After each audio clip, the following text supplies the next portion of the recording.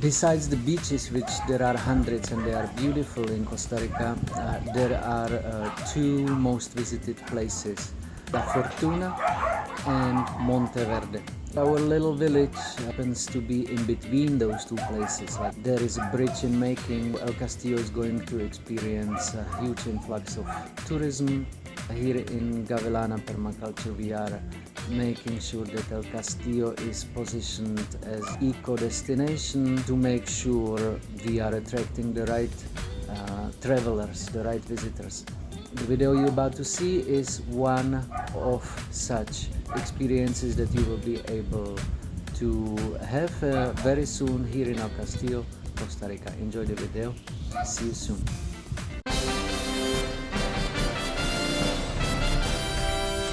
This is Tomas and Noah for Gavilana Permaculture. We are visiting Michael. Alright, so we are preparing substrate for mushrooms to grow on. We like the ingredients to be as fresh as possible, and sugarcane's challenging because it wants to ferment almost the second you get it home, you know? We put it in bags and put it in the refrigerator. This is one of the steps of many for preparing our substrate. Not many people are using fresh sugarcane. I harvested very nearby. Come on into our lab. So part of our lab, of course, we have to have a cleaning station and lab coats and gloves. We have plastic gloves. We don't like to use them, so we recycle these cotton gloves. Part of the tour is we hope to talk about like history, ancient history about mushrooms. One of the figures in mushrooms is this man who was found in a glacier in the Alps in Italy. On him, he had mushrooms. And because they found him so well preserved and had all his clothes and his axe and his arrows, he had mushrooms, you know, for the stomach. And then over here, there's also a little pouch on the side. And then there was a special mushroom that you would hold fire. Imagine in the wintertime. Keep ignited. You would keep your embers, you know, a little ember, and it would, that mushroom was like a shell to hold it and travel with. So there's just a little piece of mushroom history. It goes back 5,000 years. 3,000 years ago were cave paintings in Colorado and in New Mexico, dancing with mushrooms and worshiping mushrooms. The Aztecs were also worshiping mushrooms. It was in some of their ceremonies.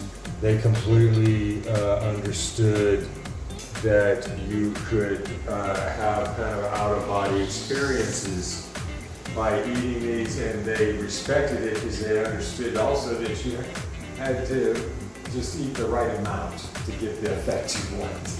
Okay. And the right mushroom. As we get in the turn of the century, mushrooms were totally in the market, basically throughout Europe, as the demand grew. So here, John maintains the lastrate station, where we have the corn, which is one of the three main ingredients. We have in the refrigerator sugarcane that's already chopped up. He measures it out and hand mixes it. And under here, he has, you know, able to make small batches. Here you see the sawdust. We carefully weigh everything out. We've got documentation and so forth. Once he has the bags made up, he goes ahead and puts them in the refrigerator. And so here we have a 2-kilo bag. We use vented bags because we're going to do the whole sterilization process thoroughly. And so they come out of here, you know, after 2.5 hours at 250 degrees Fahrenheit.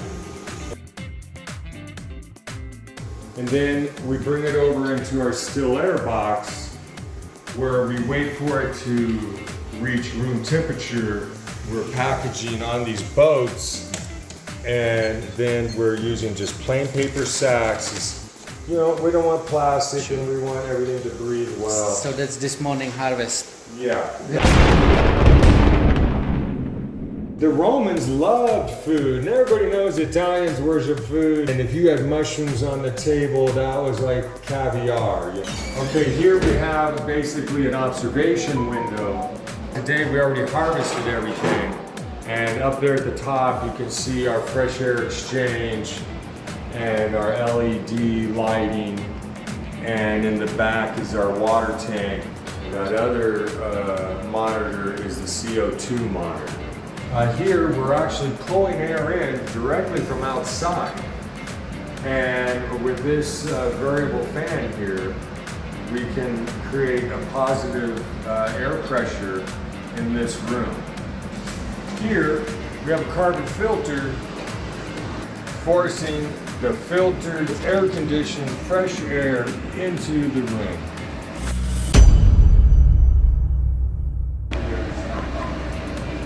Here we have our substrate, inoculated substrate bags. We have our humidity fogger. We have the humidity, it was 88% this morning. This is the low, it's gone down. Here are our I love the smell here. substrate bags that are doing real well. And climate control. How many species? What's the variety you grow? Right at the moment, these are all oyster mushrooms. One variety of oyster mushroom? Two varieties. Which one? White and gray. We want these to colonize fully. These will be our next ones to be transferred into the fruit. Right, this is kind of the line to go next. And behind me, towards John, are the freshest ones we've just cooked. See how you don't see any white at all? But here you see the mycelium growing. It can't hurt you because it's only water. Water vapor. Right? But in here we have a little floating. Whoa! All right, and this is what they use as like a smoke show, like in a rock concert. Everything here is we're trying to replicate the perfect conditions of the rainforest floor. So when it gets into the water, it starts to... Right. It knows it only works when it's in the water. It's ultrasonic. So you just, it's people out of the pool and they put that in. Oh yeah, that's right. Okay, go Okay, ahead. so we have a special permission to get into the fruiting room. This is the incoming fresh air, and this is a fluted manifold. So that, in other words, the holes are larger at this end than that end, so the air is evenly distributed. And here we have a reservoir of water with that floating ultrasonic fogger. And then we have our waterproof fan pushing the fog through here, and then that feeds the front of the manifold. So when it all comes on, you see the fog pass to this corner. Forcing it out, and then this just distributes it more evenly, and And then the fan fan makes it makes circulate. And all that is making these guys very happy and very beautiful, healthy, strong, Yes. strong mycelium, no contamination. And here we have our CO2 monitor, because when the room is completely full of mushrooms, it will produce a lot of CO2. The company you recommended, this is their spawn, and it's our first time using it, but we've had pretty good results. I'm pretty happy.